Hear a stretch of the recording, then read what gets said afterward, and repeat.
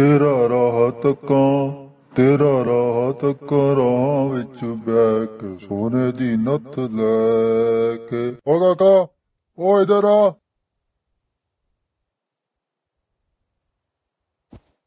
ਬਾਦਸ਼ਾਹ ਦਾ ਗੁੱਡਾ ਬੁਲੰਦੋ।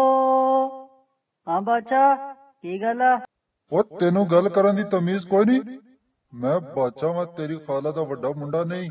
ਬਾਦਸ਼ਾਹ, ਇੱਥੇ ਆਵਣ ਤੋਂ ਪਹਿਲੇ ਮੈਂ ਇੰਦਾ ਨਹੀਂ ਸੀ। ਇਹ ਸਾਰੀ ਤੇਰੀ ਮਿਹਰਬਾਨੀਆਂ ਨੇ। ਛੱਡ ਇਹਨੂੰ, ਜਾ ਕੇ ਮੇਰੇ ਲਈ ਸੋਨੇ ਦਾ ਅੰਡਾ ਦੇਵਣ ਵਾਲੀ ਮੁਰਗੀ ਲੈ ਕੇ ਆ। ਬਾਦਸ਼ਾਹ, ਕਦੀ ਸੋਨੇ ਦਾ ਅੰਡਾ ਵੇਖਿਆ ਹੀ?